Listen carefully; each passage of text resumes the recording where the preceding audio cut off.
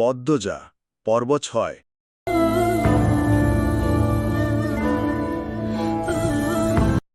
মোর্শেদের যাওয়ার পানে পদ্মজা তাকিয়ে রইল। সে ভাবছে, কিন্তু কি ভাবছে তা নিজেই ধরতে পারছে না। কুকুরের ঘেউ ঘেউ শুনে উদাসীনতা কেটে গেল। শাড়ির আঁচল টেনে সাবধানে হেঁটে ঢুকল সদর ঘরে। ওখানে পাটি বিছিয়ে দূর দূরান্ত থেকে আসা আত্মীয়রা ঘুমাচ্ছে। তাদের ডিঙ্গিয়ে পদ্মজা হেমলতার ঘরে এলো। হেমলতা ঘুমাচ্ছেন বেঘরে। শুনেছিল লিখনসাকে নিয়ে মা নিজ ঘরে এসেছিলেন। এরপর কি হলো কে জানে। সন্ধ্যার পর পুণ্যা জানালো আম্মা ঘুমাচ্ছে। হেমলতা কখনো সন্ধ্যার সময় ঘুমান না, তাই পদ্মজা ঘুমটা টেনে হেমলতার ঘরে ছুটে আসে। মাকে এত শান্তিতে ঘুমাতে কখনো দেখেনি পদ্মজা, তাই আর ডাকেনি। কেউ ডাকতে আসলে তাড়িয়ে দিয়েছে। ঘুমাচ্ছে যখন, ঘুমাক না হয়। এখন মধ্যরাত। হেমলতার মুখের সামনে মাটিতে বসে একদৃষ্টে তাকিয়ে মাকে দেখছে পদ্মজা। তার গলা কাঁপছে। শ্বশুরবাড়ি কিভাবে থাকবে সে? মাকে ছাড়া 2 দিন থাকতে গিয়ে এত বড় ঝড় বয়ে গেল, আর এখন কি না সারা জীবনের জন্য মায়ের ছায়া ছেড়ে দিতে হবে। এই মুখটা না দেখলে তার দিন কাটে না। এই মানুষটা আদুরে শাসন ছাড়া দিন সম্পূর্ণ হয় না। পদ্মজা বিছানায় মাথা ঠুকে ফুঁপিয়ে উঠল, অস্ফুট করে ডাকল, আম্মা। সঙ্গে সঙ্গে হেমলতা চোখ খুললেন। পদ্মজা খেয়াল করল না। সে কাঁদতে কাঁদতে চাপা স্বরে বলছে, তোমাকে ছাড়া কিভাবে থাকবো আম্মা? বিয়ে করাটা কি খুব দরকার ছিল? ছিল। পদ্মজা চমকে গিয়ে মাথা তুলল। গলার স্বর আগের অবস্থানে রেখে বলল, কেন আম্মা? সব জানতে নেই মা। পদ্মজা মাথা নত করে নাক টানছে। হেমলতা বললেন, বিয়ে হতেই হবে। বর বদল হলে সমস্যা নেই। তোর কি আর কাউকে পছন্দ? প্রশ্নটি শুনে পদ্মজা বিব্রত হয়ে গেল। হেমলতাও প্রশ্নটা করতে গিয়ে অস্বস্তি বোধ করছিলেন। পদ্মজা মাথা 2 পাশে নাড়িয়ে জানালো, তার আলাদা করে কাউকে পছন্দ নেই। হেমলতা উঠে বসেন। চুল খোপা করতে করতে প্রশ্ন করলেন, রাত কি খুব হয়েছে? কারো সাড়া নেই যে? মাঝরাত। আর তুই জেগে থেকে কাঁদছিস? মৃদু ধমকে স্বরে বললেন। পদ্মজা নিরুত্তর। হেমলতা জানলার বাইরে চেয়ে দেখলেন চাঁদের আলোয় চারিদিক উজ্জ্বল। আজ জ্যোৎস্না রাত। চাঁদের আলো গলে ঘরের মেঝেতে এসে পড়ছে। তিনি বিছানা থেকে নামতে নামতে পদ্মজাকে তাড়া দিয়ে বললেন, শাড়ি পাল্টে সালোয়ার কামিজ পরে নে। কেন আম্মা? যা বলছি কর। পদ্মজা ঘরে গিয়ে শাড়ি পাল্টে নিল। উঠানে এসে দেখে হেমলতার হাতে বৈঠা। পদ্মজা অবাক হয়ে প্রশ্ন করল, হাতে বৈঠা কেন? পূর্ণাকে নেব? নেওয়া উচিত। যা, ওকে ডেকে নিয়ে আয়। প্রান্তপ্রেমা যেন টের না পায়। পদ্মজা অসহায়ের মতো তাকিয়ে রইল মায়ের দিকে। হেমলতা তাড়া দিলেন, যা তো। হুন্ত দন্ত হয়ে ছুটে গেল পদ্মজা। কয়েক মিনিটের মধ্যে ফিরল পূর্ণাকে নিয়ে। বেচারি ঘুমে ঢুলছে। হেমলতা ঘাটে এসে দেখেন মোর্শেদ নৌকায় বসে বিড়ি ফুঁকছেন। নৌকা ছাড়ো। মোর্শেদ 2 মেয়ে আর বউকে দেখে হতবক্ক হয়ে গিয়েছেন। তার মধ্যে হেমলতা যেভাবে বললেন নৌকা ছাড়ো, তা শুনে আরো ভড়কে গেলেন। চোখ বড় বড় করে প্রশ্ন করলেন, কেন, কি হইল? মোর্শেদের প্রশ্নের জবাব না দিয়ে পদ্মজা পূর্ণাকে নিয়ে হেমলতা নৌকায় উঠে স্থির হয়ে বসলেন। বৈঠা মোর্শেদের দিকে বাড়িয়ে দিয়ে মিষ্টি করে হেসে বললেন, জ্যোৎস্না রাতের নৌকা ভ্রমণে বের হয়েছি আমরা। তুমি এখন আমাদের মাঝি। হেমলতা থামলেন।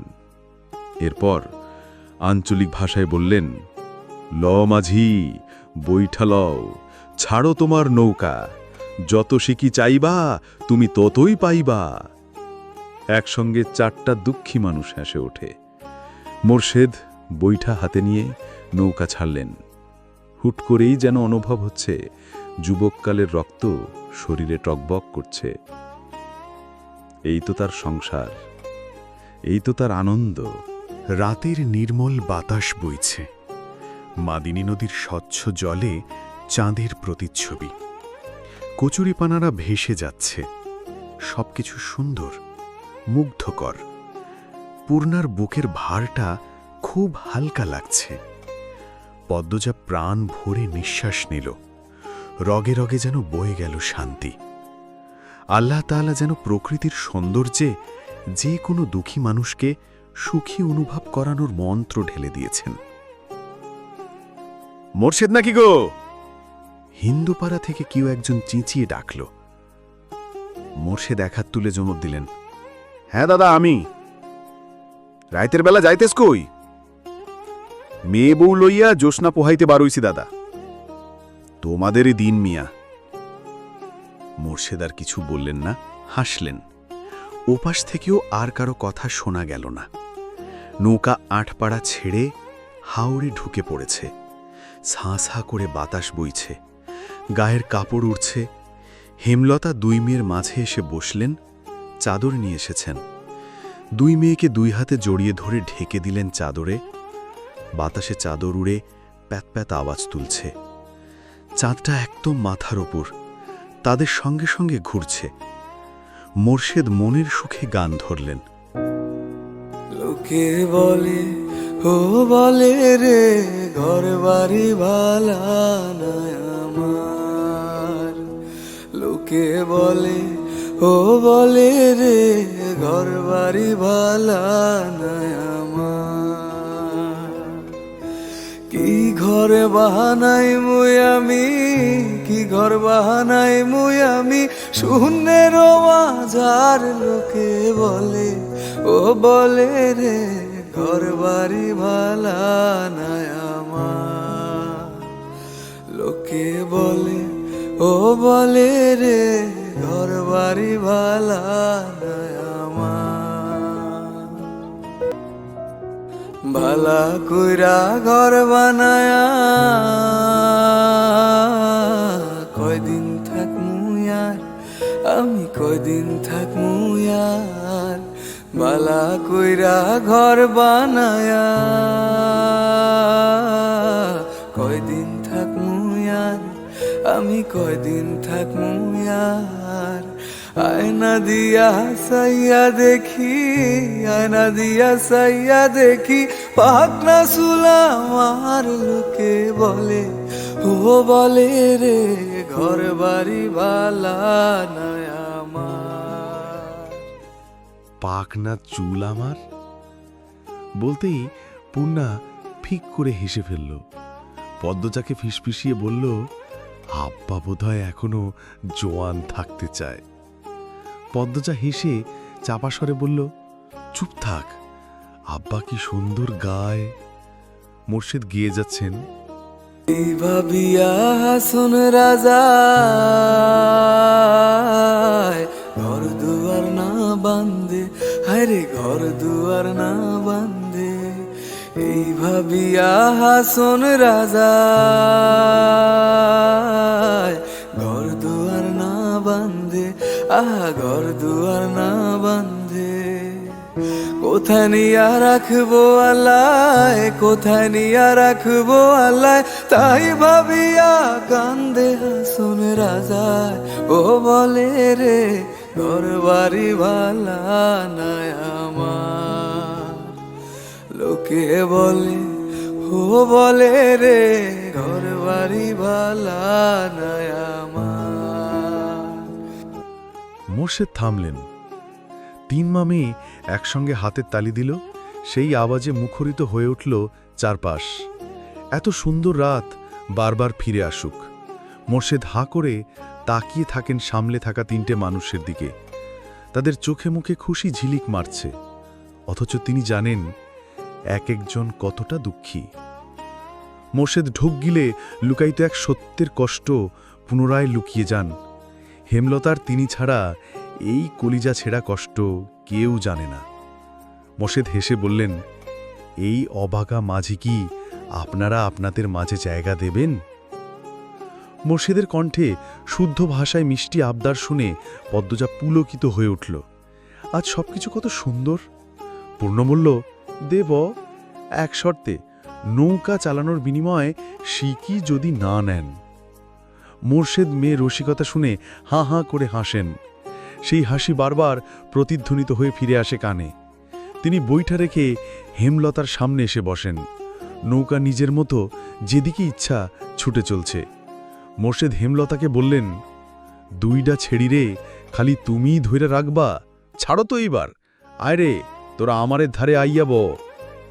পদ্মজা অবাক হয়ে মায়ের দিকে তাকালো। হেমলতা যেতে বললেন। পদ্মজা মোর্শেদের ডান পাশে বসল আর পূর্ণা বাঁ পাশে। মোর্শেদ পূর্ণাকে এক হাতে, পদ্মজাকে আরেক হাতে জড়িয়ে ধরে হু হু করে কেঁদে ওঠেন। অপরাধী স্বরে বললেন, আমি বাপ হইয়া পারি নাই আমার ছেড়িদের বেজ্জতির হাত থাইকা রক্ষা করতে, আমাকে মাপ কইরা দিস তোরা। মোর্শেদ কখনো এত আদর করে পদ্মজাকে জড়িয়ে ধরেননি। এই প্রথম ধরেছেন, আবার কাঁদছেনও। পদ্মজার চোখ দুটি জলে ভরে ওঠে। হেমলতা মোর্শেদের পায়ের কাছে বসলেন। মোর্শেদের হাঁটুতে মাথা রেখে দুই মেয়ের হাত চেপে ধরলেন। কেটে যায় অনেকগুলো মুহূর্ত। হাওড়ের পানির স্রোতে একবার এদিক তো আরেকবার ওদিক যাচ্ছে। বাতাসে চারজনের চোখের জল শুকিয়ে মিশে গেছে ত্বকের সঙ্গে। নিস্তব্ধতা ভেঙে পদ্মজা বলল, আজ আমি বুঝলাম জীবনের সুখ বা দুঃখ কোনোটাই চিরস্থায়ী নয়। দুঃখে মর্মাহত না হয়ে সুখের সময়টা তৈরি করে নিতে হয়, তাহলেই জীবনের সুখকর মুহূর্ত আসে। আবার সুখ সর্বক্ষণ সঙ্গে থাকে না। দুনিয়ার লীলা খেলার শর্তে দুঃখ বারবার ফিরে আসে। হেমলতা পদ্মজার দিকে না তাকিয়ে পদ্মজার ডান হাতে পরম মমতায় চুমু খেলেন। চাঁদটা অর্ধেক হয়ে এসেছে, খুব তাড়াতাড়ি আকাশে মিলিয়ে যাবে। হাওরে বিশাল জলরাশি, কখনো ঢেউয়ে উথাল পাথাল, আবার কখনো মৃদু বাতাসে জলের উপর চাঁদের প্রতিচ্ছবির খেলা। নৌকা বাজারের দিকে যাওয়ার পথ ধরেছে। তাই মোর্শেদ নিস্তব্ধ বৈঠক ভেঙে বৈঠা নিয়ে বসেন। নৌকা নিয়ন্ত্রণে এনে যেতে থাকেন রাধাপুর হাওড়ের দিকে। ওড়নার ঘুমটার আড়ালে কখন খোপা খুলে গেছে পদ্মজা খেয়াল করেনি। হেমলতা দেখেন পদ্মজার চুল হাওড়ের জলে ডুবে আছে। তিনি মৃদুস্বরে পদ্মজাকে বললেন, চুল ভিজে যাচ্ছে পদ্ম। পদ্মজা দ্রুত সামলে নিল। খোপা করে ঘুমটা টেনে নিয়ে বলল, কখন খুলে গেছে খেয়াল করিনি। অনেকক্ষণ কেউ কোনো কথা বলল না। হেমলতা চাঁদের দিকে তাকিয়ে আছেন এক মনে। পদ্মজা ডাকল, আম্মা। হেমলতা অশ্রুভরা চোখে তাকালেন। পদ্মজায় কিছু বলার আগে তিনি বললেন, পূর্ণা গল্প শুনবি? পূর্ণা গল্প বলতে পাগল, শুনতে খুব ভালোবাসে। খুশিতে বাকবাকুম হয়ে বলল, শুনব, কষ্টের গল্প কিন্তু। গল্প হলেই হলো। হেমলতা হাসলেন। পদ্মজা নড়ে চড়ে বসল। সে আন্দাজ করতে পারছে তার মা কোন গল্প বলবে। হেমলতা দুই হাতে জল নিয়ে মুখ ধুয়ে নিয়ে একবার মোর্শেদের দিকে তাকিয়ে হাসলেন। পেছন ঘুরে বসে প্রশ্ন করলেন, মুখ না দেখে গল্প শুনতে ভালো লাগবে? পূর্ণা মুখ গুমরা করে না বলতে যাচ্ছিল। পদ্মজা এক হাতে খপ করে ধরে আটকে দিল। মাকে বলল, যেভাবে ইচ্ছা বলো। হেমলতা বড় করে দম নিয়ে বলা শুরু করলেন। আব্বার প্রথম স্ত্রী মারা যায় অল্প বয়সে। আব্বা প্রাইমারি স্কুলের শিক্ষক ছিলেন, একজন বুদ্ধিমান উদার মনের মানুষ। অন্যদিকে আম্মাকে যৌতুকের জন্যই মুখে তালাক দিয়ে বাড়ি থেকে বের করে দিয়েছিল তার প্রথম স্বামী। বাপের সংসারে এসে সমাজের তোপে পড়তে হয় আম্মাকে। আব্বার উদার মন ছিল, তাই তিনি অবলা অসহায় আম্মাকে বিয়ে করার সিদ্ধান্ত নেন। আমার নানার কাছে বিয়ের প্রস্তাব দেন। নানা সানন্দে রাজি হয়ে যান। রাজি হবেনই না কেন? স্বামীর বাড়ি থেকে বের করে দেওয়া বিবাহিত নারীকে কেই বা বিয়ে করতে চায়। আম্মা আব্বার বিয়ের বছর দেড়েক হতেই হানিয়াপার জন্ম হয়। তার 2 বছরের মাথায় আমার আগমন ঘটে। কথার মাঝে পদ্মজা পুলকিত হয়ে বলল, সেদিন নিশ্চয় গাছে গাছে ফুল মাঝে ফুটেছে। হেমলতা ম্লান হেসে বললেন, শুনেছি আমার গায়ের রং দেখে আম্মার নাক কুচকে ছিল। আমার বয়স যখন 3 মাস, তখন আমার আগের স্বামী আম্মাকে ফিরিয়ে নিতে আসে। আব্বার তখন আর্থিক সমস্যা ছিল, দিনে 2 বেলা খাওয়াতেও হিমশিম খেতেন। তাই বিপদে পাশে কাকা আব্বাকে সহ আমাদের 2 বোনকে ছেড়ে স্বার্থপর মা পালিয়ে যায় তার প্রথম স্বামীর কাছে। আব্বা ছোট ছোট 2 মেয়েকে নিয়ে মাঝ নদীতে পড়েন, কিন্তু আল্লাহ সহায় ছিলেন। আব্বার ফুপু সাহায্যের হাত বাড়িয়ে দেন, চলে আসেন আমাদের কাছে, আপা আর আমার দায়িত্ব নেন। হুট করেই আব্বার আর্থিক অবস্থা উন্নতি হতে থাকে, গৃহস্থিতে রহমত ঝরে পড়ে। 5 বছর পর আম্মা ফিরে আসে, বিধ্বস্ত অবস্থা, ফর্সা মুখ মারের চোটে দাগে দাগে বিশ্রী হয়ে গেছে। তবে একা আসেনি, 2 বছরের এক ছেলে নিয়ে ফিরে এসেছে। তখন আমাদের কুড়ে ঘরের বদলে বিশাল বাড়ি হয়েছে। আব্বা প্রথম মানেননি, আম্মা আব্বার পায়ে পড়ে কাঁদে, ক্ষমা চায়। আব্বা আবার আগের ভুল করেন, মেনে নেন আম্মাকে। আম্মার ছেলের নাম বিনোদ ছিল, আব্বা নতুন নাম দেন হানিফ। আম্মা আমাকে সহ্য করতে পারত না, কিন্তু আব্বার চোখের মণি ছিলাম। আব্বার আড়ালে আম্মার দ্বারা নির্যাতিত হয়েছি প্রতিদিন। 6 বছর হতেই স্কুলে ভর্তি করে দেন আব্বা। হানি আপা তখন স্কুলে পড়ে। আমি থামলে কেন আম্মা? অধৈর্য হয়ে বলল পদ্মজা। ভ্রুকুটি করে বললেন, আম্মার ব্যাপারে আর বলতে ইচ্ছা হচ্ছে না। সে এখন অনুতপ্ত, আফসোস করে কাঁদে, বলতে ভালো লাগছে না।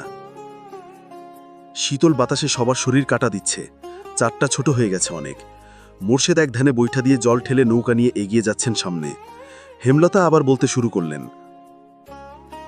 মেট্রিক দেওয়ার পর আম্মা পড়াতে চাচ্ছিল না। আব্বার জন্য ঢাকার কলেজে পড়ার সুযোগ পাই, হোটেলে উঠি। আব্বা নিয়মিত টাকা পাঠাতেন। জানিস পদ্ম, কলেজে আমি সবার ছোট ছিলাম, সবাই হাঁ করে তাকিয়ে থাকত। শাড়ি পরতাম বলে একটু বড় লাগতো অবশ্য। সব সময় সুতি শাড়ি পরে বেনি বেঁধে রাখতাম, কারো সঙ্গে মিশতাম না।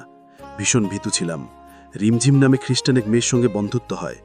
মেয়েটা এত সুন্দর ছিল দেখতে, ঠিক তোর মতো সুন্দর। চোখের মণি ছিল ঘোলা। তার নাকি শ্যামলা মানুষ ভালো লাগে, তাই নিজে যেছে আমার সঙ্গে বন্ধুত্ব করে।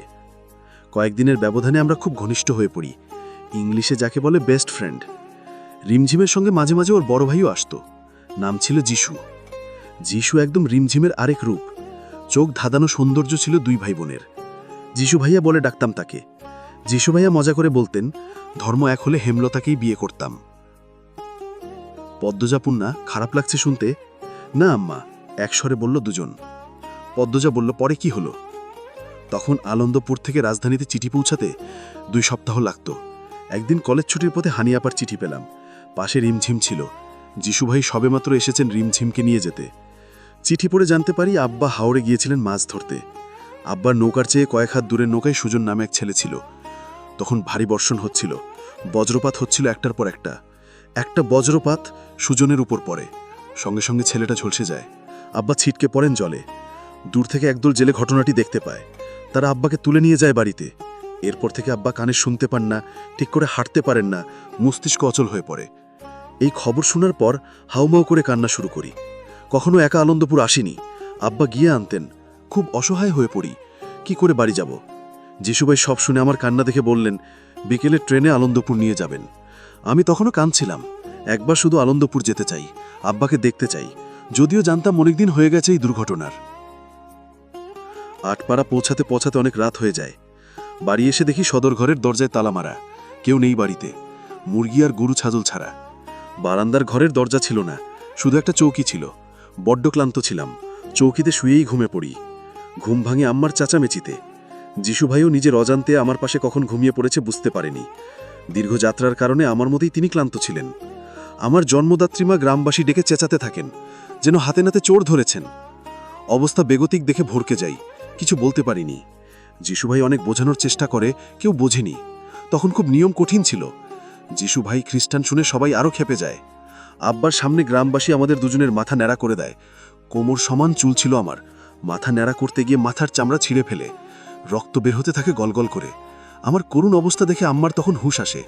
গ্রামবাসীর হাত থেকে আমাকে বাঁচানোর চেষ্টা করে, কিন্তু পারেনি।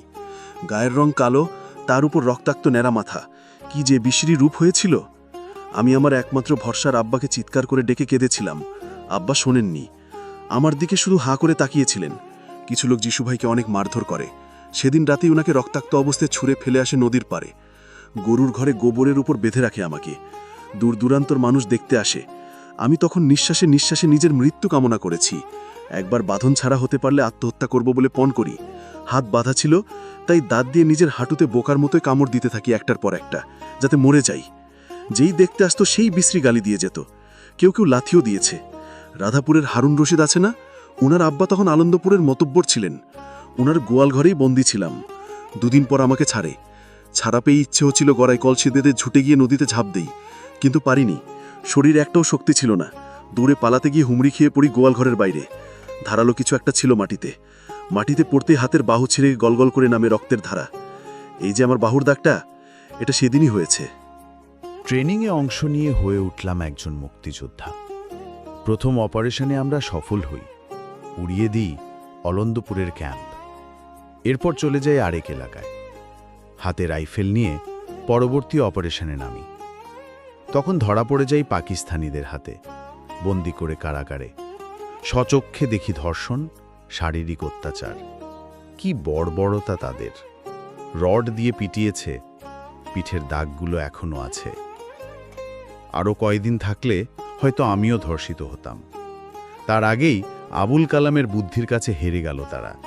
ফেরার আগে চোখ বন্ধ করে এক নিঃশ্বাসে 2 জনকে ছুরি দিয়ে হত্যা করে আসি।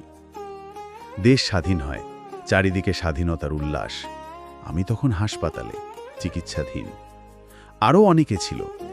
সেই হাসপাতালেই যিশু ভাইয়েরও চিকিৎসা চলছিল। তিনিও একজন মুক্তিযোদ্ধা। রিমঝিমের সঙ্গে ফের দেখা হলো। 1 মাস লাগলো সুস্থ হতে। ফেরার সময় সঙ্গে আসে রিমঝিম আর যিশু ভাই। পথে বারবার করে বললাম, তোমাদের মতো দেখতে যেন আমার একটা মেয়ে হয়। অলন্দপুরের বাজারে নামিয়ে দিয়ে ওরা আর আসেনি, ফের যদি গ্রামের লোক দেখে ফেলে। কিন্তু আমার আশঙ্কায় ঠিক হলো। অনেকে যিশুর সঙ্গে আমাকে দেখে ফেলে। বাড়িতে ফিরে দেখি তোদের আব্বা এসেছে। 3 মাস পর জানতে পারি আমি মা হব। মনে প্রাণে একটা সুন্দর মেয়ে চাইতে থাকি আল্লাহর কাছে। ঘুমালে স্বপ্ন দেখি রিমঝিমকে। আমার মন খুব চাইতো রিমঝিমের মতো সুন্দর মেয়ে। ঠিক তাই হলো। কিন্তু রটে গেল বদনাম। অনেকে বলে তারা যিশুর সঙ্গে আমাকে দেখেছে। এতদিন যিশুর কাছে ছিলাম, তারই সন্তান পদ্মজা, সেজন্যই এত সুন্দর আর এত মিল। তোদের আব্বাও বিশ্বাস করল। আল্লাহ চাইলে সব পারে, কেউ বিশ্বাস করল না। কিন্তু জানিস পদ্ম, তোর জন্মের পর থেকেই আমি অলৌকিকভাবে খুব শক্ত আর কঠিন হয়ে পড়ি।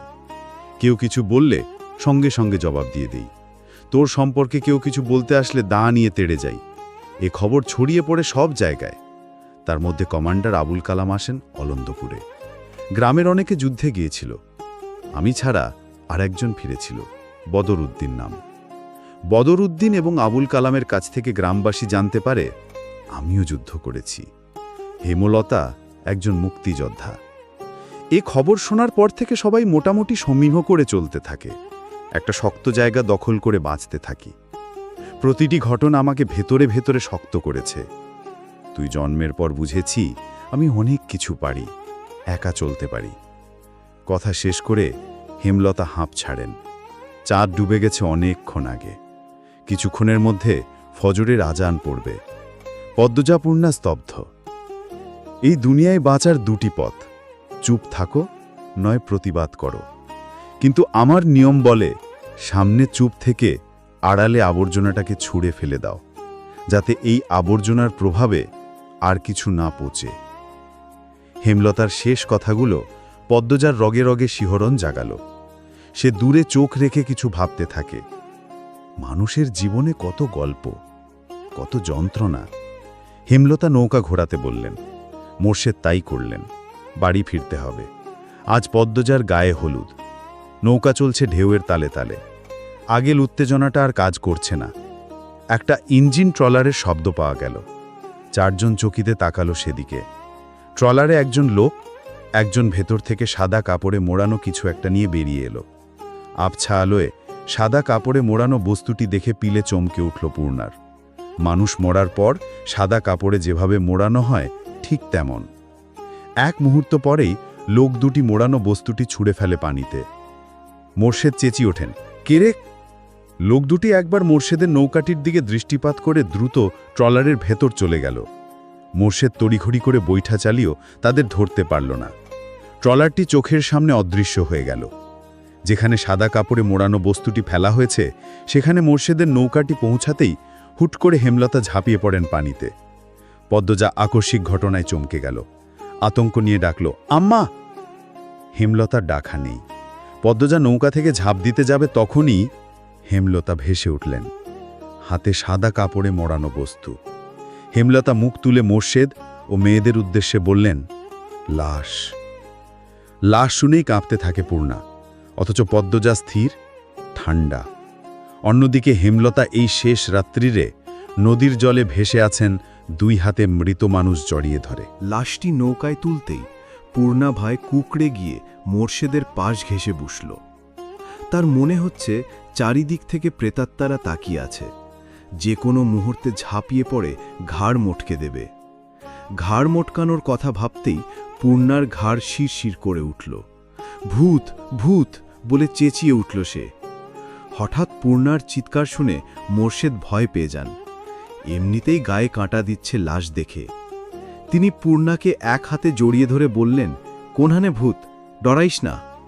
মাথার কাছে বাঁধা দড়িটা খুলে কাপড় সরাতেই একটা মৃত মেয়ের মুখ দেখা গেল। হেমলতা আর পদ্মজা দুজনই ভেতরে ভেতরে চমকে উঠল। হেমলতা এদিক ওদিক তাকিয়ে মানুষের উপস্থিতি দেখে নিলেন। এরপর কণ্ঠ খাদে নামিয়ে বলেন, চিনি না তো, তুই চিনিস? পদ্মজা মাথা নাড়িয়ে জানালো সে চেনে না।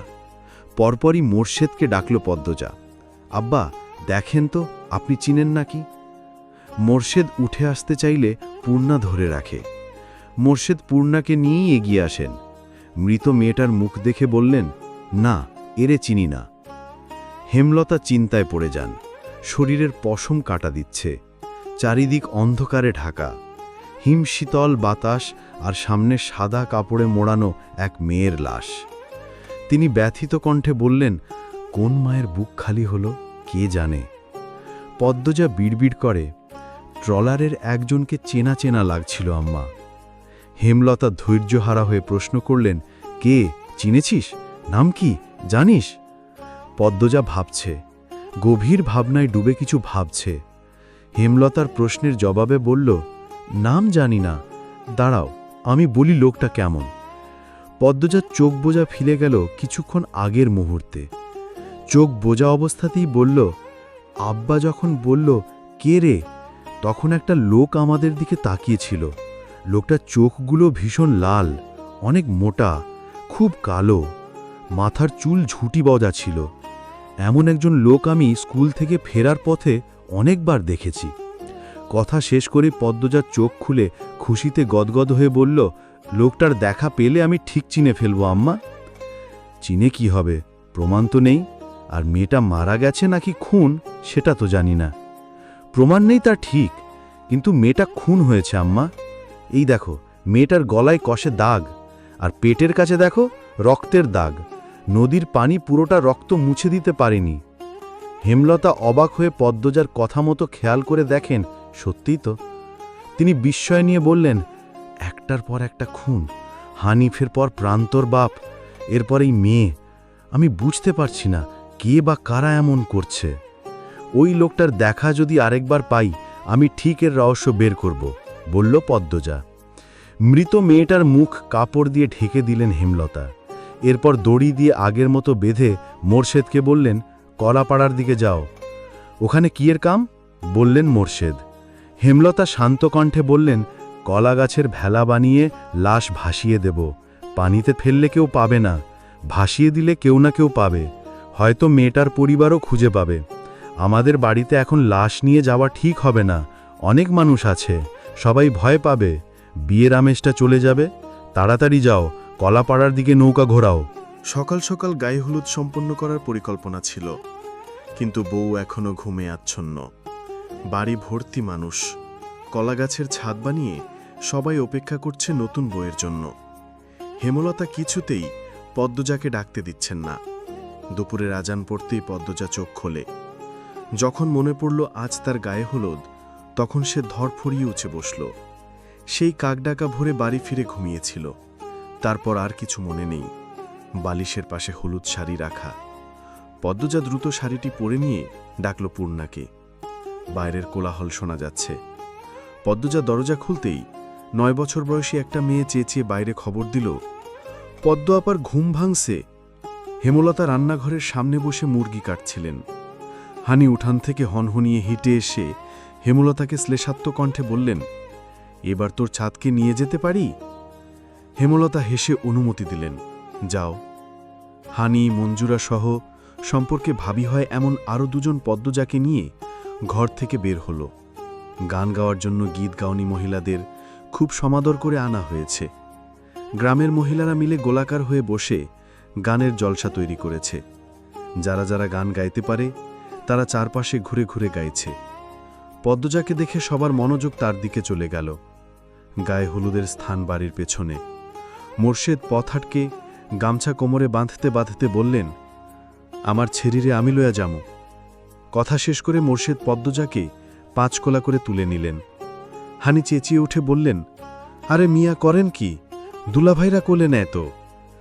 বাপ নিলে বিয়া অশুদ্ধ হইয়া যাইব না? পদ্মজা লজ্জায় শাড়ির আঁচল দিয়ে মুখ ঢেকে ফেলল। অজানা অনুভূতিতে তার হাত পা কাঁপছে। উপস্থিত মানুষের উচ্ছ্বাস দ্বিগুণ বেড়ে যায়। প্রেমাপ্রান্ত অন্যান্য শিশুদের নিয়ে খুশিতে লাফাচ্ছে। একজন আরেকজনকে রং মাখিয়ে দিচ্ছে। কলাগাছের ছাদের নিচে খাটের ছোট চৌকি রাখা। সেখানে পদ্মজাকে দাঁড় করিয়ে দেন মোর্শেদ। সামনে 7টি বদনা, 10টি কলসি ভর্তি পানি, একটি কুলোই রাখা দুর্বা, ধান, হলুদ বাটা, হলুদ শাড়ি, ব্লাউজ, তোয়ালে ও সাবান। গীতগাউনিরা নেচে নেচে গীত গাইছে। শোনা যাচ্ছে,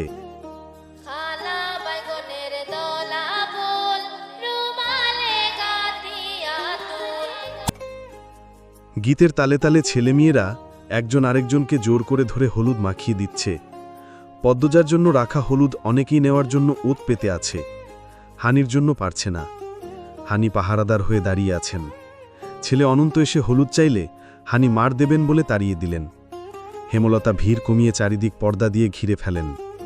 মানুষে গিজগিজ করছে বাড়ি, অথচ দিন কয়েক আগে এরাই পদ্মজার সম্মান লুটে নিতে দেখেছে দাঁড়িয়ে দাঁড়িয়ে। এই গ্রামবাসীর প্রতি কোনো সহানুভূতি নেই তার। 6-7 জন মহিলাকে নিয়ে হলুদের গোসল শেষ করলেন। অন্যান্য মহিলাদের না নেওয়াতে তর্ক বিতর্ক শুরু হয়ে গেল।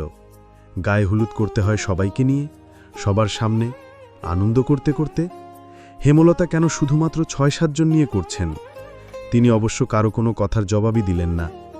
গোসল শেষ করে পদ্মজাকে হলুদ মসলিন শাড়ি পরানো হলো। কানের কাছে মঞ্জুরা গুনগুন করে কাঁদছেন। পদ্মজার শুনতে ভালো লাগছে না। বিয়ে হলে নাকি 1 সপ্তাহ আগে থেকে কান্নাকাটি শুরু হয়। গায়ে হলুদের দিন আত্মীয়রা কাদায় গড়াগড়ি করে কাঁদে, অথচ পদ্মজা হেমলতা শান্ত। পদ্মজাকে গায়ে হলুদের খাবার দেওয়া হলো। বিশাল এক থালা, তাতে কয়েক রকমের পিঠা, আস্ত একটি মুরগি, পোলাও, শাকসহ নানা পদ। পদ্মজা খাওয়ার আগে অন্যেরা কেড়ে নিয়ে যাচ্ছে। লোকসমাগম কমতেই হেমলতা আলাদা করে প্লেটে করে ভাত ও মুরগির মাংস নিয়ে আসেন। নিজ হাতে খাইয়ে দেন মেয়েকে। খাওয়ার মাঝে পদ্মজার মনে পড়ে মঞ্জুরা তখন বলেছিলেন, বিয়ের পর মেয়েরা পর হয়ে যায়, মা বাবা পর হয়ে যায়। স্বামী আর স্বামীর বাড়িই সব। মা বাবার সঙ্গে দেখা করতেও তাদের অনুমতি লাগে। পদ্মজা হেমলতার দিকে তাকিয়ে ভাত চিবায়। হেমলতা খেয়াল করে দেখেন পদ্মজা তার দিকে হাঁ করে তাকিয়ে আছে। চোখের পলক ফেলছে না, চোখ জুড়ে চিকচিক করছে জল। তিনি শান্ত স্বরে বললেন, খাবার সময় কাঁদতে নেই। আকস্মিক পদ্মজা ফুপাতে শুরু করল। হেমলতা সান্ত্বনা পর্যন্ত দিলেন না, পরবর্তী লোকমা মুখে তুলে দিলেন। ফুপাতে ফুপাতে খাবার শেষ করল পদ্মজা। চোখের জলে বুক ভিজে একাকার। হেমলতা মেয়ের সামনে শক্ত থাকলেও ঘরের বাইরে এসে হাতের উল্টো পাশ দিয়ে চোখের জল মুছতে লাগলেন। কি যে যন্ত্রণা হচ্ছে বুকে। কাঁদতে পারলে বোধহয় ভালো হতো, কিন্তু কাঁদার সময় কোথায়? সবার সামনে তো আর কাঁদতে পারেন না। ভিড় কমলে কাঁদবেন, অনেক কাঁদবেন, জীবনের শেষবারের মতো কাঁদবেন, তারপর আর কখনো কাঁদবেন না, কোনো দিনও না। পদ্মজার 2 হাতে গাছের মেহেদি লাগানো হচ্ছে। উঠানে বড় চৌকি পেতে তার চারিদিকে রঙিন পর্দা টাঙানো হয়েছে। কাগজের ফুল মাথার ওপর ঝোলানো। চারিদিকে ঘিরে রয়েছে মেয়েরা। সামনের খালি জায়গায় চলছে নাচ। ঠিক তখনই সেখানে উপস্থিত হল হাওলাদার পরিবার, লাবণ্য, রানী এবং তাদের আত্মীয় স্বজন। সঙ্গে নিয়ে এসেছে বউয়ের বেনারসি গহনা। হানি ছুটে এসে সবার আপ্যায়নের ব্যবস্থা করলেন। সবার শেষে বাড়িতে ঢুকল আমির। বিয়ের আগের দিন রাতে বরের আগমন সবাইকে খুব হাসাল। কেউ কেউ বলল এত সুন্দর বউ দূরে রাখার আর তর সইছে না, তাই চলে এসেছে। আমির সেসব পাত্তা দিল না, সোজা হেমলতার কাছে গেল, গিয়ে বলল, আম্মা, পদ্মজার সঙ্গে একটু কথা বলতে চাই। আমিরের অকপট অনুরোধ। হেমলতা ভীষণ অবাক হয়ে তাকিয়ে রইলেন। এমন ছেলে তিনি দুটো দেখেননি। আমির আবার বলল, বেশিক্ষণ না, একটু সময় চাইছি। আমিরের কণ্ঠ পরিষ্কার, মাথা নিচু। পরিবারের ভালো শিক্ষাই পেয়েছে, তবে লাজ লজ্জা একদমই নেই।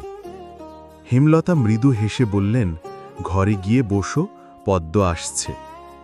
আমির হেমলতার পা ছুঁয়ে সালাম করে পদ্মজার ঘরের দিকে চলে গেল।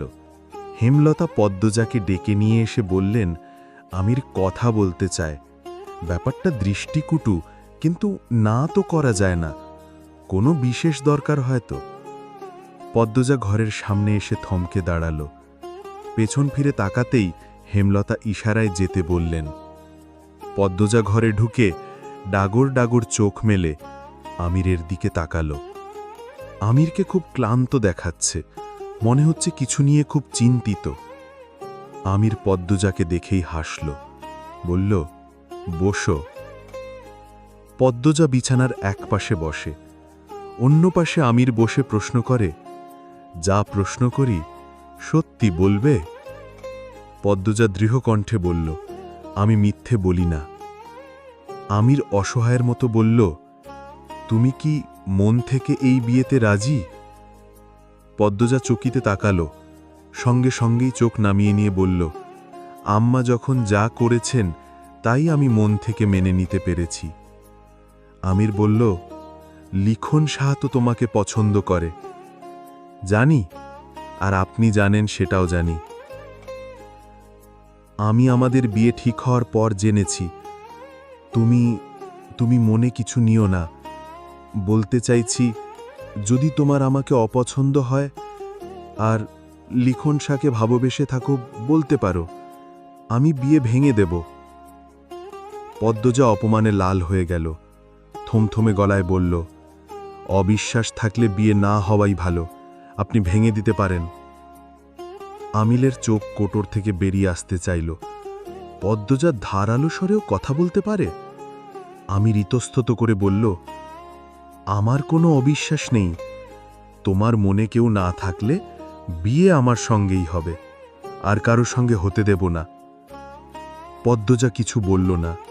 উঠে যেতে চাইলে আমির অনুনয়ের সঙ্গে বলল, একবার হাত ধরা যাবে? আজ নয়, আগামীকাল।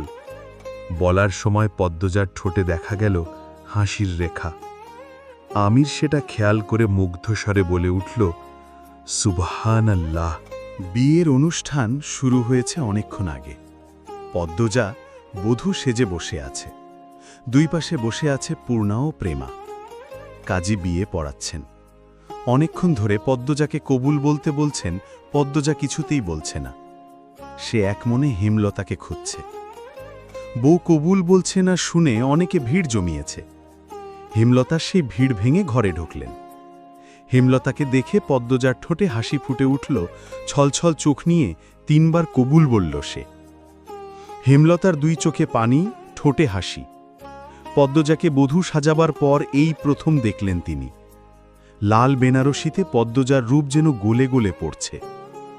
পাশের ঘরে কে যেন কাঁদছে। হেমলতা দেখতে গেলেন। আয়না দেখানো পর্ব শুরু হয়। আয়নায় তাকাতেই আমির চোখ টিপল। পদ্মজা লজ্জা পেয়ে সরিয়ে নিল দৃষ্টি।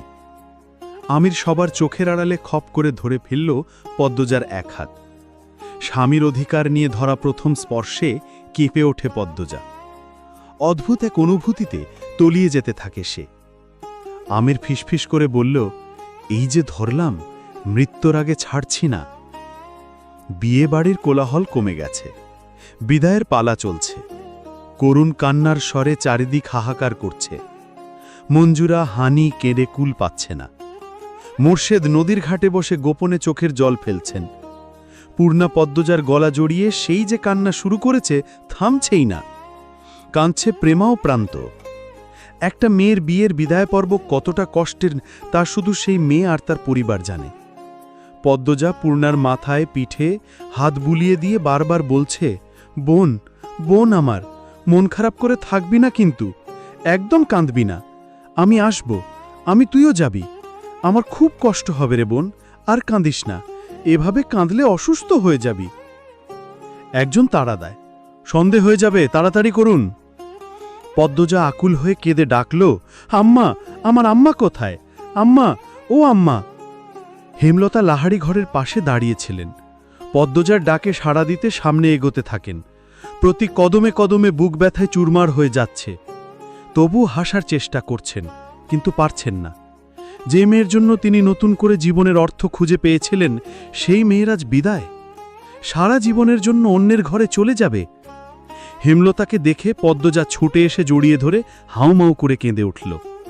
হেমলতা দ্রুত চোখের জল মুছে পদ্মজাকে আদুরে কণ্ঠে বললেন, এভাবে কাঁদলে না মা, বিয়ে তো হবারই কথা ছিল। আম্মা, তোমাকে ছাড়া কেমন করে থাকব? সবাইকেই থাকতে হয়, আস্তে আস্তে ঠিক হয়ে যাবে মা। হেমলতা পদ্মজার চোখে মুখে কপালে চুমু খেয়ে দুই চোখের জল মুছে দিয়ে বললেন, শ্বশুরবাড়ির সবার সঙ্গে মিলেমিশে থাকবি, নিজের খেয়াল রাখবি। পদ্মজা হাউমাউ করে কাঁদছে। হেমলতাকে জোরে চেপে ধরে বলল, আম্মা, আমি যাব না, আম্মা, যাব না আমি। হেমলতা পদ্মজার মুখের দিকে চাইতে পারছেন না। ভাঙা গলায় আমিরকে ডেকে বললেন, বাবা, নিয়ে যাও আমার মেয়েকে, ওর খেয়াল রেখো, ওর আব্বা ঘাটে বসে আছে, ডাকতে হবে না, একা থাকুক, তোমরা পদ্মকে নিয়ে যাও, সন্ধে হয়ে যাচ্ছে।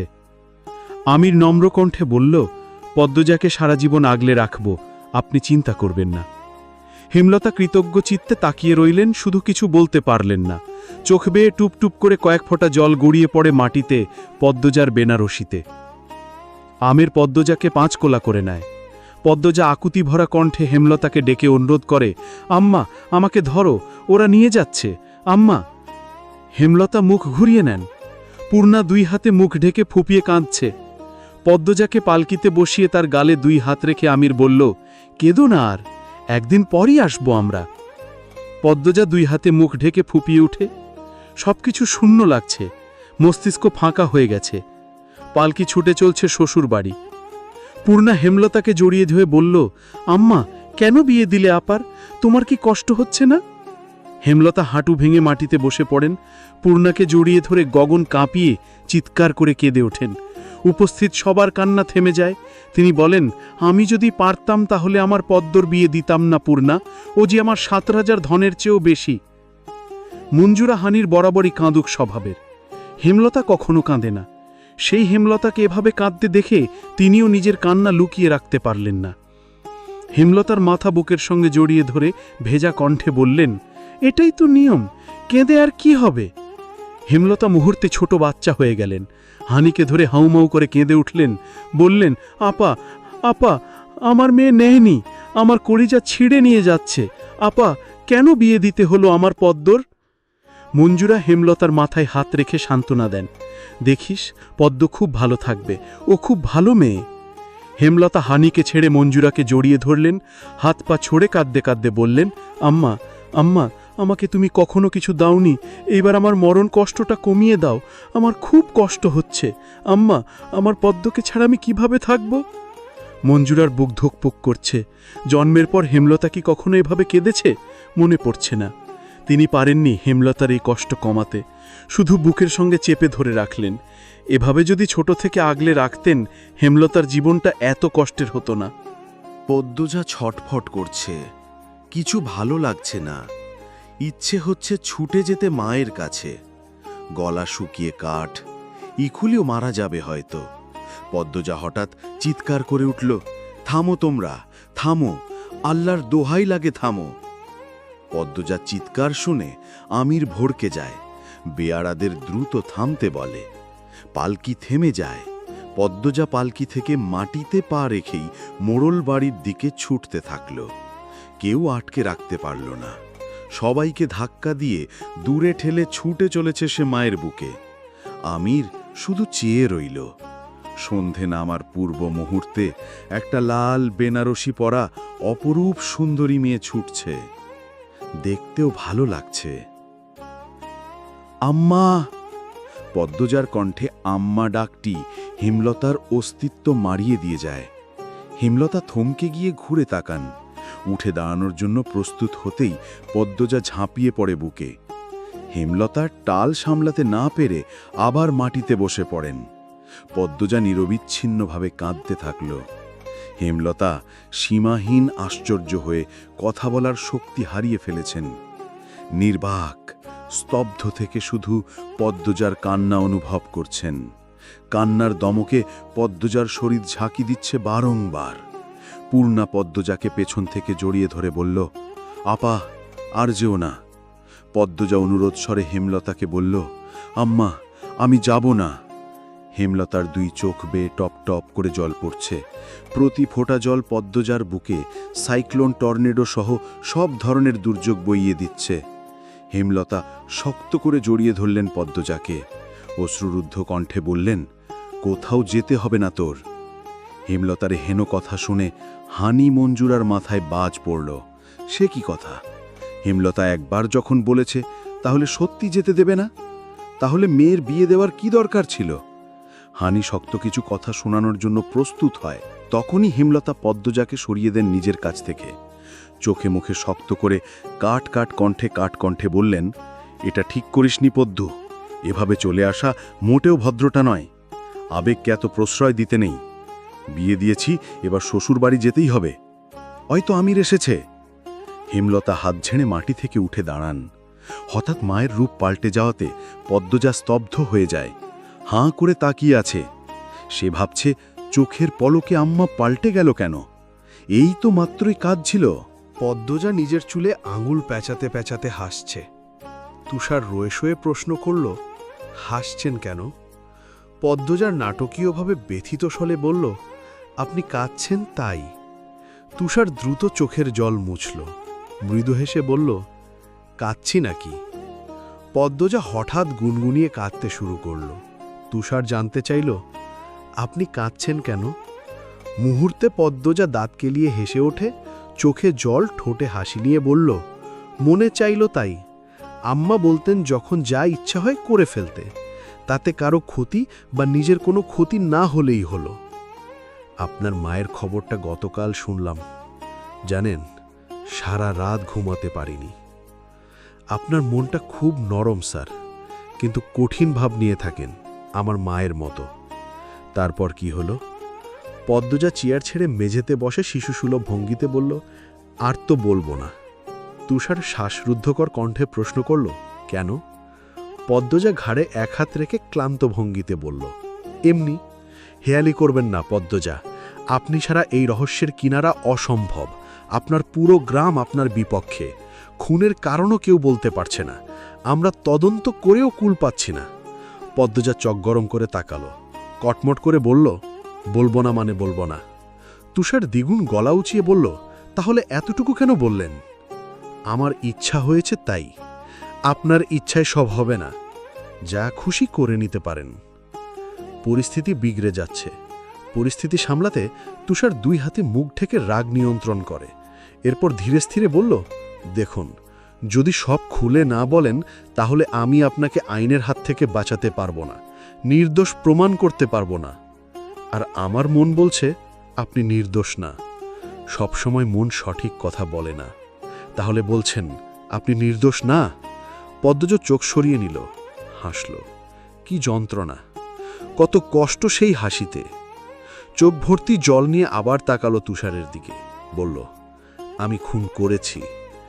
একই রাতে, একই প্রহরে, একই জায়গায়, একসঙ্গে 5 জনকে।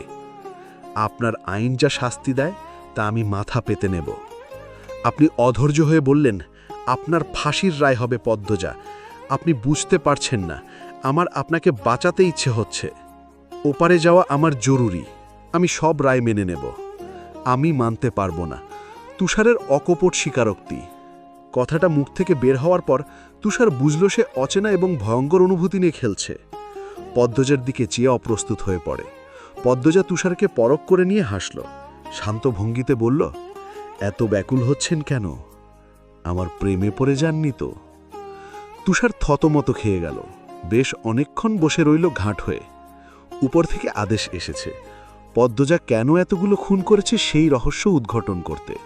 না পারলে চাকরি চলে যাওয়ার সম্ভাবনা রয়েছে। চাকরি চলে যাক, সমস্যা নেই, নিজের শান্তি আর আত্মতৃপ্তির জন্য হলেও পদ্মজার পেছনের 6টি বছরের গল্প জানতেই হবে। এই কেস হাতে পাওয়ার পর থেকে তার ঘুম হচ্ছে না রাতে, সারাক্ষণ মস্তিষ্ক কিলবিল করে। এত জটিল কেস কখনো ফেস করতে হয়নি। অলন্দপুর পুরোটা ঘেটেও কিছু জানা যায়নি। যারা খুন হয়েছে তারা আর পদ্মজা ছাড়া হয়তো কেউ জানে না। তুষার আবার বলল, আপনার বিরুদ্ধে সব প্রমাণ, আপনার বিরুদ্ধে সবাই সাক্ষী দিচ্ছে, আপনি কি? কথার মাঝপথে তুষারকে থামিয়ে দিয়ে পদ্মজা বলল, খুনগুলো তো সত্যি আমি করেছি, তাহলে প্রমাণ আমার বিরুদ্ধেই তো থাকবে। তুষারের মন বিরক্তে তেতো হয়ে যায়। পদ্মজার সামনে কয়েকবার পায়চারি করে বেরিয়ে গেল সে। সিগারেট ফুঁকে মাথা ঠান্ডা করল। চা নিয়ে এলো ফাহিমা। তুষার শুধালো, মেয়েটাকে তোমার অপরাধী মনে হয়? আমি কিছু ভাবতে পারছি না স্যার। মেয়েটাকে দেখলে আমার হাত পা অবশ হয়ে পড়ে। এত মেরেছি, কিছুতেই ঢুঁ শব্দটাও করেনি। এরপর থেকে আমি রাতে ভয়ঙ্কর স্বপ্ন দেখি। পৃথিবীটা রহস্যে ঘেরা ফাহিমা। একজন নারী 5 জনকে কিভাবে খুন করতে পারে? আবার একসঙ্গে সেই সাহস কি করে পেল? সেটাও আমি ভাবছি স্যার। কিভাবে খুন করেছে সেটা ধারণা করা যাচ্ছে, কিন্তু এত সাহস, ধৈর্য কিভাবে কোনো নারীর থাকতে পারে? নারীরা চাইলে সব পারে কথাটা শুনে এসেছি, এবার সচক্ষে দেখছি। জি স্যার। কত আসামি পায়ে পড়ে জীবন ভিক্ষা চেয়েছে, কিছুতেই মন গলেনি, মন কাঁদেনি। এই মেয়েটা জীবন চায় না, তবু আমার ইচ্ছে হচ্ছে নতুন একটা জীবন পাবার সুযোগ করে দিতে, নির্দোষ প্রমাণ করতে। ফাহিমা অবাক হয়ে তাকালো তুষারের দিকে। তুষার কখনো হুঁ হ্যাঁয়ের বাইরে কিছু বলে না, খুব কঠিন কাঠখোট্টা একটা মানুষ, অনুভূতি বলতে কিছু নেই। তার মুখে এই ধরনের আবেগী কথাবার্তা শুনে অবাক হচ্ছে ফাহিমা। পরিস্থিতি হাতের বাইরে। পদ্মজার ফাঁসি দেখার জন্য দেশ উতলা হয়ে আছে। কেন এমন হচ্ছে ফাহিমা? আজ যদি হেমলতা উপস্থিত থাকতেন, গল্পটা অন্যরকম হতো স্যার। তুষার আবার ফিরে এসে পদ্মজার সামনে চেয়ারে বসল। ধীর কণ্ঠে বলল, আজই শেষ দিন, এরপর আর আমাদের সাক্ষাৎ হবে না। পদ্মজা চমকে তাকালো। দ্রুত তুষারের পায়ের কাছে বসে বলল, আপনার আম্মা কি আপনাকে বিয়ের জন্য খুব চাপ দেয়? আপনি কি করে জানলেন? সেদিন দেখলাম ফোনে কাউকে আম্মা ডেকে রেগে বিয়ে না করার কথা বলছিলেন। আমি তো অনেক দূরে দাঁড়িয়ে কথা বলছিলাম, আপনার শ্রবণ শক্তি তো প্রখর। তুষার বলল, লম্বা নিঃশ্বাস নিয়ে আবার যোগ করল, কোন কথাটা লুকিয়ে আপনার মা বিশ্বাসঘাতকতা করেছেন আপনি জানলেন কি করে? কিছু তথ্য পেয়েছি গতকাল। এইটুকুর জন্য বিশ্বাসঘাতক অপবাদ দিতে পারেন না, উনি আপনার ভালোর জন্যই। পদ্মজা চুপ থেকে হুট করে ফোঁস করে জ্বলে উঠে বলল, আপনি বুঝবেন না আমার কষ্ট, না পাওয়া দামি সময়টাকে আমি কতবার মনে করে বুক ভাসিয়ে কেঁদেছি, বুঝবেন না আপনি। পদ্মজা কাঁদতে কাঁদতে হেসে উঠল, আবার পরক্ষণই কান্না শুরু করল করুণ স্বরে, গা কাঁপিয়ে কোলার মতো কান্না, মনে হয় কোনো অশরীরই কাঁদছে। কি বিশ্রী ভয়ঙ্কর সেই কান্নার ছন্দ। তুষারের কান ঝাঁ ঝাঁ করে ওঠে, চিন্তায় মাথার রগ দপদপ করছে। আগামীকাল ভোরে পদ্মজাকে কোর্টে তোলা হবে, রায় হবে। পদ্মজার ফাঁসি চাই বলে রাস্তা রাস্তায় মিছিল হচ্ছে, রেডিওতে চলছে আন্দোলন। কিন্তু তুষারের মন যে কিছুতেই মানতে পারছে না, এমন নিষ্পাপ মনের অপরূপ সুন্দরীর বিরুদ্ধে পুরো পৃথিবী। কি আশ্চর্য! অন্দরমহলের সদর দরজায় গ্রামের মেয়েদের ভিড় জমেছে। সবাই দেখতে এসেছে নতুন বউকে। আমিরের কোলে পদ্মজাকে দেখে মিটিমিটি হাসছে, ফিসফিসিয়ে একজন আরেকজনকে কিছু বলছে। ফরিনা ধমক দিয়ে কোলাহল থামিয়ে দিলেন। আমির দরজার সামনে উপস্থিত হতেই আনিসা বলল, এইবার বউকে নামান ছোট ভাই, বড় আম্মার পা ছুঁয়ে সালাম করে এরপর ঘরে ঢোকেন। আনিসা আমিরের চাচাতো ভাইয়ের বউ, জাফরের স্ত্রী। দেশের বাইরে থাকে, ঢাকার স্বনামধন্য এক ভার্সিটির প্রফেসরের মেয়ে আনিসা। বিয়ের পরপরই স্বামী নিয়ে দূর দূরান্তে পাড়ি জমিয়েছিল। 2 সপ্তাহ আগে ছুটি কাটাতে শ্বশুর বাড়ি এসেছে। আনিসার কথা মতো আমির পদ্মজাকে কোল থেকে নামিয়ে দিল। এরপর দুজন নত হয়ে সালাম করল ফরিনাকে। ফরিনা হেসে ছেলে এবং ছেলের বউকে চুমু খেলেন। আবেগে আপ্লুত হয়ে বললেন, সুখী হ বাবা, বউয়ের খেদমতে জীবনভর ভালা থাক। আমার কইলাম বছরের মধ্যেই নাতি চাই। লাবণ্য ফোড়ন কাটল, পদ্ম আমার লগে শহরে যাইব আম্মা, আমরা এক লগে কলেজে পড়াম, নাতিটাতি পড়ে পাইবা। ফরিনা ক্ষুধার্ত বাঘিনীর মতো তেড়ে এসে লাবণ্যর গালে চড় বসিয়ে দিয়ে উঁচু কণ্ঠে বললেন, আমার কথার পিছে কথা কওনের সাহস দেখাবি না। আকস্মিক ঘটনায় সবাই হচ্চকিয়ে যায়। পদ্মজা অবাক চোখে তাকালো। সামান্য কথার জন্য কোনো মা এত মানুষের সামনে যুবতী মেয়েকে মারে? লাবণ্য লজ্জায় অপমানে কাঁপতে লাগল। চোখে টলমল জল নিয়ে পালিয়েই গেল একরকম। ফরিনার চোখে মুখে কাঠিন্য ফুটে আছে। পদ্মজা ভয়ে চোখের দৃষ্টি মাটিতে রাখে।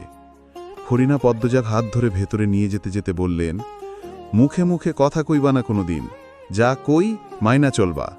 শ্বশুরবাড়ির সব মানুষ হইতেছে গিয়া দেবতাল্লাহান, তাগরে সেবা করলেই জান্নাত পাওন যাইব, নইলে কোনোদিন জান্নাতে পাও দিতে পারবা না।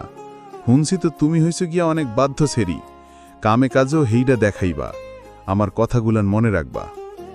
পদ্মজা মাথা নাড়ায়। মুসলমানদের দেবতার সঙ্গে তুলনা করাটা পদ্মজার ভালো লাগেনি। কিছু কথা গলায় এসেও আটকে গেছে, বলার সাহস পাচ্ছে না।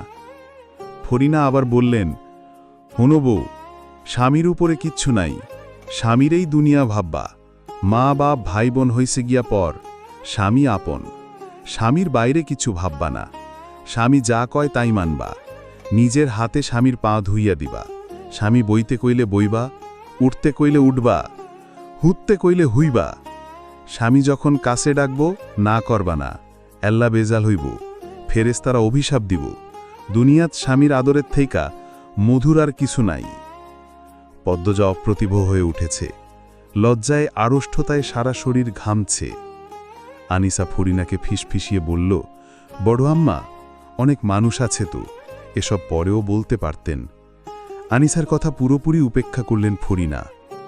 তিনি পদ্মজাকে একটা চেয়ারে বসিয়ে আবারও বলতে শুরু করলেন, হুনো বউ, খালি স্বামী লইয়াও পইরা থাউন যাইব না। তোমার শ্বশুর শাশুড়ি জীবিত আছে, তাগরও সেবা করবা, যখন যা করতে কই করবা, না পারলে কইবা হিখাইয়া দিয়াম। হত্তি দিন ভরে উঠবা, নামাজ পইড়া রান্দাঘরে যাইবা, তখন বাকি সব ভুইলা রান্ধনে মন দিবা। আমির কপালের চামড়া কুচকে মায়ের কথা শুনছিল। এবার সে ধৈর্য হারা হয়ে বলল, রান্নাবান্না করার জন্য অনেক মানুষ আছে আম্মা, পদ্মজা রাখতে হবে না, আর আমার তো সেবাও লাগবে না, বড্ড ক্লান্ত লাগছে, ভিড় কমাও, আর নিয়ম নীতি শেষ করো, এরপর আমার বউ আমার ঘরে ছেড়ে দাও। আমিরের কথা শেষ হতেই হাসির রোল পড়ে যায়। পদ্মজা ঠোঁট টিপে হাসি আটকায়। ফরিনা কিছু কঠিন কথা বলতে প্রস্তুত হন।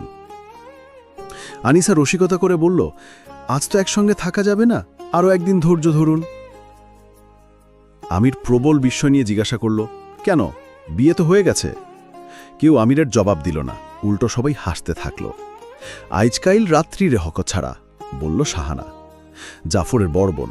আমিরের বিয়ে উপলক্ষে বাপের বাড়ি এসেছে, সঙ্গে নিয়ে এসেছে পুরো শ্বশুর বাড়ি। আমির শাহানাকে প্রশ্ন করল, কাল রাত্রি তো হিন্দুদের নিয়ম, আমি মানি না, আমার বউ আমার ঘরে দিয়ে আসা হোক। সব সময় তেরামি করিস কেন, আমরাও তো নিয়ম মেনেছি, বলল জাফর, কণ্ঠে তার গাম্ভীর্য। তাতেও লাভ হল না, আমির কিছুতেই এই নিয়ম মানবে না। ফরিনা, শাহানা, শিরিন, আনিসা সহ অনেকে আমিরকে মানানোর চেষ্টা করল, কারো কথা আমিরের কর্ণগোচর হল না। এর মধ্যে রিদওয়ান আমিরের সঙ্গে তাল দিয়ে বলল, কাল রাত্রি বাদ, এসব নিয়ম মেনে লাভটা হবে কি, যার বউ তাকে তার বউ দিয়ে দাও। তুই চুপ থাক, আগুনে ঘি ঢালবি না, বললেন আমিনা। রিদওয়ান চুপসে গেল, থামল না শুধু আমির। ফরিনাও জেদ ধরে বসে আছেন, তিনি আমির পদ্মজাকে আজ কিছুতেই একসঙ্গে থাকতে দিবেন না। যেমন মা তেমন তার ছেলে, মজিদ হাওলাদার অনেকক্ষণ যাবতে সব দেখছেন। চেঁচামেচি আর নেওয়া যাচ্ছে না। তিনি উপর থেকে নেমে আসেন। অন্দরমহলটি 3 তলা নিয়ে তৈরি। 3য় তলায় কেউ থাকে না, শুধু ছাল আছে, ঘর বানানো হয়নি। অসমাপ্ত ইটের পুরনো বাড়ি। চিন্তাভাবনা চলছে 3য় তলাটা থাকার জন্য উপযুক্ত করেন। মজিদকে দেখে সবাই থেমে গেল। তিনি পদ্মজার পাশে চেয়ার নিয়ে বসেন। পদ্মজা একটু নড়ে চড়ে বসে। মজিদ পদ্মজাকে জিজ্ঞাসা করলেন, তোর কি চাও মা? আজ শ্বশুরের সঙ্গে থাকবে নাকি আমার পাগল ছেলের সঙ্গে? ভেবে বলো, তুমি যা বলবে তাই হবে। পদ্মজা উসকুস করতে করতে বলল, জি, আমার সঙ্গে থাকব। ফরিনার ঠোঁটে বিশ্বজয়ের হাসি ফুটে ওঠে। তিনি আমিরের দিকে তাকিয়ে ব্যঙ্গ করে হাসেন। পরপরই পদ্মজার উপর ঝাঁপিয়ে পড়েন। চুমুতে চুমুতে পদ্মজার গাল ভরিয়ে দেন। একবার আর চোখে আমিরকে দেখল পদ্মজা। আমির তাকিয়েই ছিল। পদ্মজা তাকাতেই আমির চোখ রাঙানি দিয়ে হুমকি দিল। সঙ্গে সঙ্গে দৃষ্টি ফিরিয়ে নিল পদ্মজা।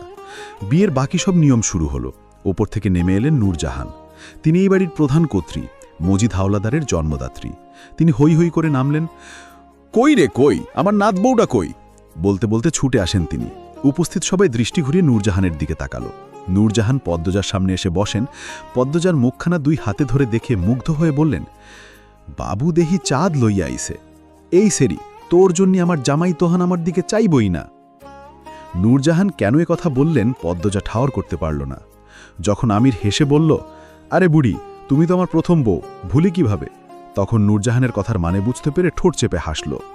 নূরজাহান আমিরের ঠুতনিতে চিমটি দিয়ে ধরে বললেন, আমার চাঁদের টুকরা, বউরে আদর কইর ভাই, বকাঝোকা কইর না।